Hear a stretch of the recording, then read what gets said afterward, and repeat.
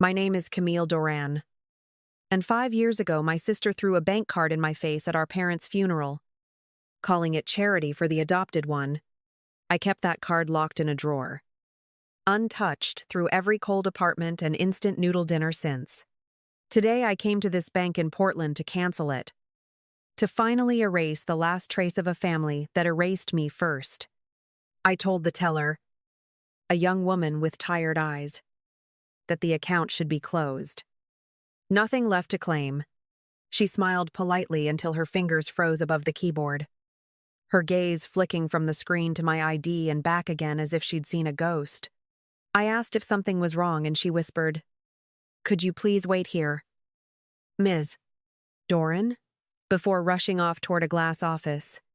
Minutes later, she returned with a manager in a gray suit whose voice carried a strange caution. The kind people use when they know something you don't. He asked for my ID again, checked the card, and said slowly, "You're certain you wish to cancel this?" I nodded. Impatient, pretending calm, he exchanged a look with the teller before saying, "This isn't a debit card. It's an activation key." I laughed once because that made no sense. "Activation for what?" I asked. And he didn't answer right away. Then he set a folder on the counter and said, 5 years ago, Richard and Evelyn Doran established a private trust in your name. It was designed to remain dormant until you personally presented this card. The balance exceeds $4 million. The air left my lungs as if I'd been punched. My hands shook so hard I could hear the plastic card rattle against the counter. He slid a sealed envelope toward me, my mother's handwriting looping across it in blue ink. "For our daughter, Camille. We love you." I couldn't move. All I could think was that the card my sister called worthless had been a key all along, and that somewhere in this building, behind a locked server or a number on a screen, the truth about my parents and everything I'd lost was waiting for me to claim it. The funeral smelled like lilies and wood polish, too clean for the kind of loss that hung in the air. I stood near the caskets, both closed. My hands locked together until the skin went white. Victoria approached, her black dress crisp, her eyes dry, and she whispered, "You should sit in the third row. Camille, the front is for family." I stared at her, unsure I'd heard right, until she smiled and added, "You understand, don't you? It's what Mom would have wanted order." "I know." I tried to speak, but Aunt Marjorie's voice cut through from the aisle, sharp with disbelief as she said, "Victoria, that's enough. Camille is family." Victoria didn't flinch, just turned slightly and replied, "The funeral director arranged it this way. Immediate family in the front, extended relatives behind." Her tone was honeyed and cruel, the kind of voice she used when she wanted everyone to think she was gracious. Aunt Marjorie hesitated. Her husband tugged her arm, and she sat down.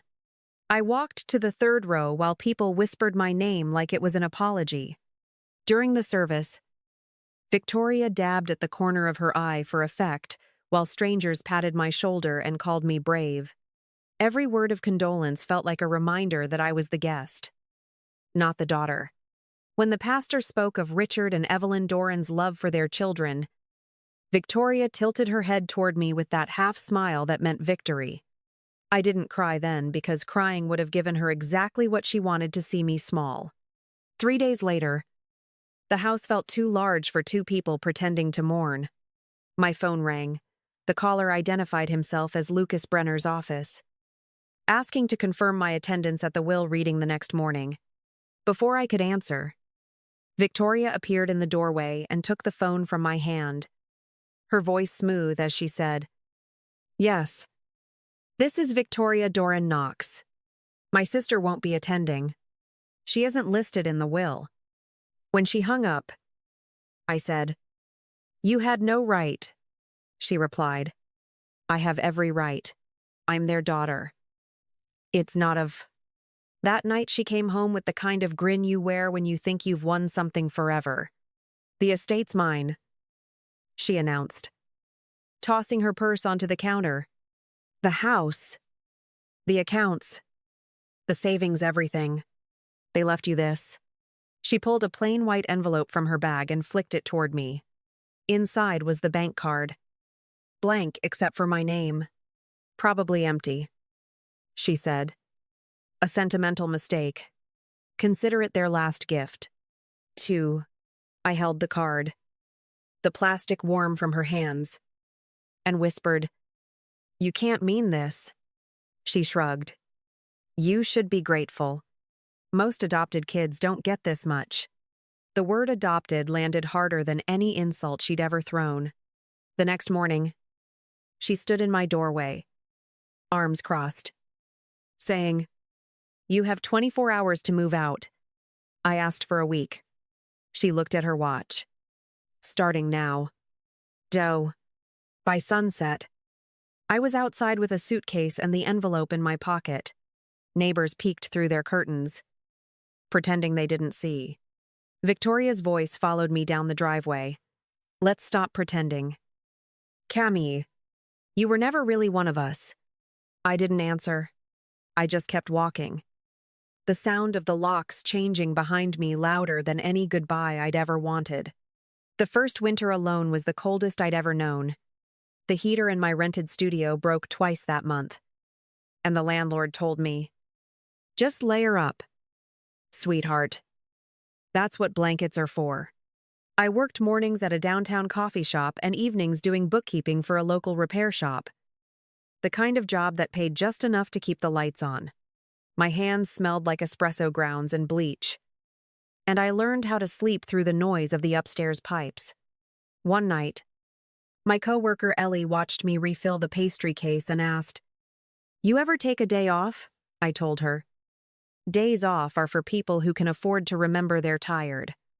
She laughed softly, then slid half her sandwich across the counter, saying, "You should eat anyway." I wanted to tell her I was fine. But hunger always tells the truth faster than pride. Rent rose by $40 that spring, and I started skipping breakfast to stretch my paycheck. When customers asked how my weekend was, I said, "Quiet," because it was easier than explaining the silence of a place no one visits. Ellie once invited me to her parents' barbecue, and when I refused, she said, "You don't have to be alone forever." "You know," I shrugged, pretending I'd chosen solitude instead of being left with it. Every now and then I'd see Victoria's life online, photos of her on a balcony in Italy. Her caption reading, "For Mom and Dad. Living their dream." I scrolled past before the bitterness could surface, though it always did. At night I sat on the floor by my bed, flipping through unpaid bills stacked like confession notes. The old bank card still sealed in its envelope on the nightstand. I thought about throwing it away 100 times, but each time I reached for it, I'd stop. There was something about that card, a weight it carried that even I didn't understand yet. And though I told myself it meant nothing, I could never quite let it go. The letter came on a Tuesday. Thick paper in an envelope with my full name printed in neat serif type. The return address read, Law Office of Lucas Brenner, Esk. A name I hadn't heard since the funeral. I opened it without thinking, expecting a form letter or debt notice, until I read the first line. "This matter concerns the estate of Richard and Evelyn Doran." My pulse stuttered, and before finishing the paragraph, I folded it back up and said out loud, "It's a scam. They wouldn't have left me anything." Ellie noticed the letter sticking out of my bag later that night and asked, "What's that?" I told her. "Some lawyer pretending there's money somewhere. Probably wants a fee first." She tilted her head. Skeptical. "You sure? You could at least call." I shook my head and said, "I've already learned what happens when I believe people who say they're calling on my parents' behalf." She didn't press. just nodded and went back to wiping the counter while the coffee grinder filled the silence. 2 weeks passed before the voicemail arrived. "Miss Doran," the man's voice said, calm and certain. "I was your father's attorney and friend for over 30 years. Your sister informed me you'd moved abroad. But I never believed her. There are assets designated for you. Time sensitive. Please contact me immediately." I listened 3 times before saving it. Thumb hovering over delete but never pressing. I couldn't tell if I was more afraid of hope or of disappointment. At night, I caught myself staring at the envelope still sitting on the kitchen shelf. Unopened since that first minute. The sound of the refrigerator hum felt like a clock ticking too loudly. I whispered, "If it's real?" She lied about everything. And the words floated in the air, daring me to believe them. It was Ellie who noticed the listing first. She came rushing into the break room, phone in hand, saying, "You're not going to believe this. Camille, isn't that your old street, Hillside Drive?" I wiped my hands on my apron and leaned closer to see the screen. There it was, my childhood home. The pale blue Craftsman my parents built 20 years ago. Now sitting on a foreclosure auction site like a piece of broken furniture. Ellie scrolled through the listing. Her brow furrowed. Owner's name says Victoria Doran Knox. Looks like she defaulted on a loan debts around $370,000. They're auctioning it off next month. I stared at the photo. The once bright porch paint was chipped. The lawn uncut. Shutters missing. Ellie asked softly. "You okay? That's your house." "Right?" I said. It was, though my voice didn't sound like mine. She hesitated before adding, "Guess her husband's gambling rumors weren't rumors after all." "Does know." I sat down and whispered. "She inherited everything." "How do you lose everything that fast?" Ellie said. "People can drown in money just as easily as they drown in debt." I nodded, though my thoughts were far away. "Do you think she knows it's being sold?"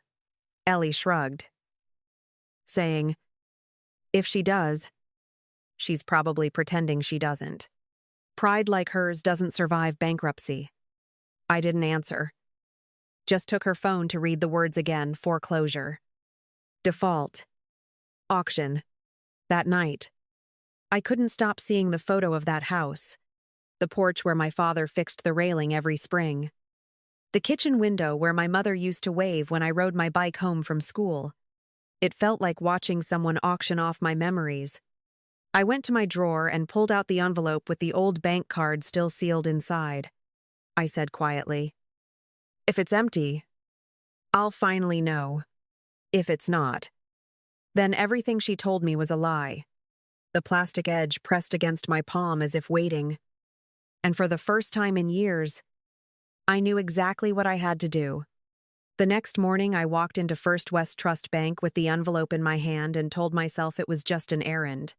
The teller, a woman named Grace with a calm voice, greeted me and asked, "How can I help you today?" I placed the old card on the counter and said, "I'd like to cancel this account. Close it completely." She looked at the card, typed the numbers, and her expression changed so fast I felt it before I understood it. I asked, "Is something wrong?" And she said, "One moment, please," before standing up and walking toward a glass office at the back. When she returned, a man in a gray suit followed behind her, adjusting his tie as if to buy time. He said, "Miss Doran, may I confirm your ID?" I handed him my driver's license. Trying not to show my shaking hands, he studied it, looked at the screen, and asked carefully, "You're certain you wish to close this?" I said, "Yes. It's been sitting unused for years. My sister gave it to me when my parents died. She said it was empty." He hesitated, then spoke the kind of sentence that divides a life into before and after. "This isn't a debit card," he said quietly. "It's an activation key." I blinked at him. Activation for what? He nodded toward Grace, who opened a file on her screen. 5 years ago. Richard and Evelyn Doran established a private trust in your name, completely separate from their estate. It was programmed to remain inactive until you presented this card in person. My mouth went dry as I whispered. A trust?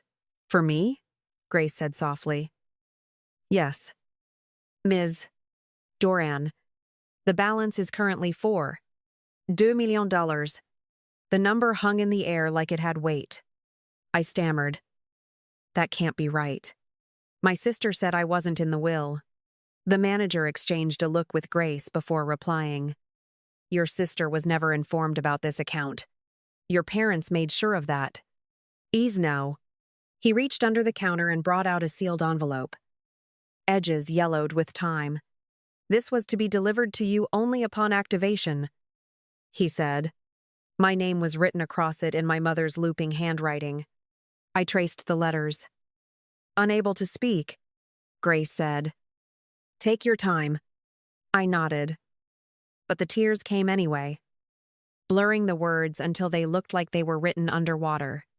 My parents hadn't forgotten me. They had been protecting me all along. Quietly. Even from beyond the grave. When I met Lucas Brenner, he stood from behind his desk and said, Your father trusted very few people. Ms. Doran. I was one of them. His office smelled faintly of old paper and cedar. And he spoke with the careful tone of a man unwrapping something fragile. I asked, Why didn't you tell me about the trust years ago? And he sighed. Because your sister made sure I couldn't reach you. She told me you'd moved abroad and threatened legal action if I kept calling. I said quietly. And you believed her? He shook his head. No. That's why I kept the account locked until you came in person. Your parents insisted the activation had to be by you alone. No proxies. No exceptions. It's sodded. I told him about the foreclosure listing and the debt under Victoria's name. And his face darkened. Your father predicted this, he said. He told me, Victoria will burn what she's given. But Camille will build from ashes. He wanted you to have something untouched by her hands. I asked, Can I use the trust to buy back the house? Lucas nodded. You can. Legally and cleanly. The funds are already in escrow under your name. You'd be the rightful buyer. I exhaled for what felt like the first time all day and said, Then that's what I'll do. I'm taking it back. Lucas smiled faintly. The kind of smile that carried both pride and grief. And replied, Then let's make it official. Your father would have liked that. 2,000 doxes, 2,000 doxes. The courthouse conference room buzzed with the low hum of voices and the shuffle of papers as bidders filled the rows. The auctioneer adjusted the microphone and said, We'll begin with property 241 Hillside Drive. Opening bid at $350,000. I sat near the back, silent, watching the hands rise. A man in a navy jacket called out 350. A woman near the front countered 360. And another voice answered 380. My pulse matched the rhythm of the numbers climbing. When the auctioneer asked, Do I hear 400? I lifted my hand and said, 500,000. The room stilled for a breath too long. And every head turned toward me. Victoria twisted around in her seat. Confusion flashing before recognition. Camille, she said, her voice cracking. What are you doing here? I met her stare and answered. Buying what's mine.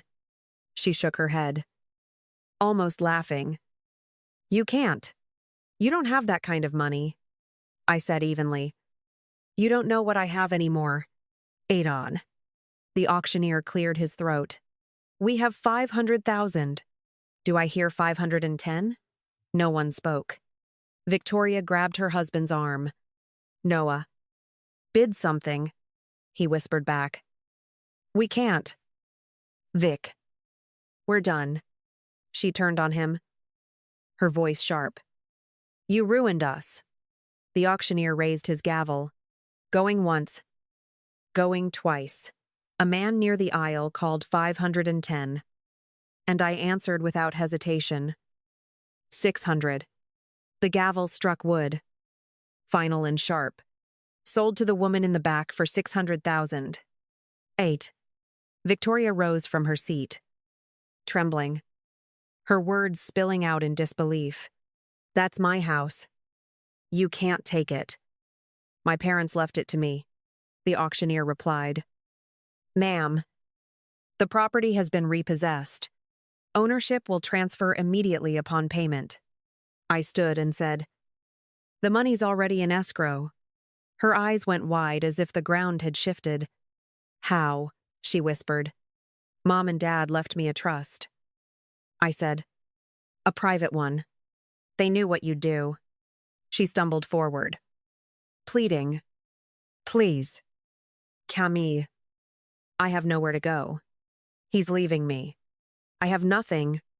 I looked at her and said quietly, 5 years ago, you said I wasn't family. You were right. Her lips trembled. But no sound came. I walked toward the clerk's desk to sign the transfer. The echo of the gavel still ringing like a heartbeat I had finally reclaimed. A month after the auction, I returned to the house with a new set of keys and a list of repairs that felt endless. The walls still carried the faint scent of dust and old paint. But this time it didn't feel like rot. It felt like a beginning. Aunt Marjorie arrived with a basket of tools and said, Your mom would have laughed seeing us trying to fix drywall. I smiled and answered, She would have told us we're doing it wrong. We both laughed, the sound echoing through the empty rooms that were finally mine again. Later, as we painted the kitchen, she paused and said, I'm sorry. Camille, I should have spoken up years ago. I told her, You don't need to apologize. We all stayed quiet for too long. She wiped her eyes with the back of her wrist and said, Your parents would be proud of the woman you became. I looked around at the patched walls and replied, I'm trying to build something they'd recognize. She nodded, her voice softer. You already have. So. When the sun started to set, the house glowed warm again. I unpacked the box I'd saved from the old attic photographs. Recipe cards. A pressed flower that had somehow survived the years. I hung one photo on the living room wall. My parents. Victoria. And me. Smiling around a Thanksgiving table. Marjorie asked, Why keep that one? I said. Because it reminds me that love once lived here. And that's enough. Test. That night I sat on the porch with the lights on for the first time in years. The garden waited for spring. The air smelled of paint and pine. And for the first time since the funeral, I didn't feel like a guest in my own life. The house had come back to me. And so had I. Thank you for staying with me until the end of my story. If it reminded you that peace can begin right where something once ended, I hope you carry that feeling with you. Leave a comment and tell me where you're watching from. Subscribe and share, someone else might need this reminder too.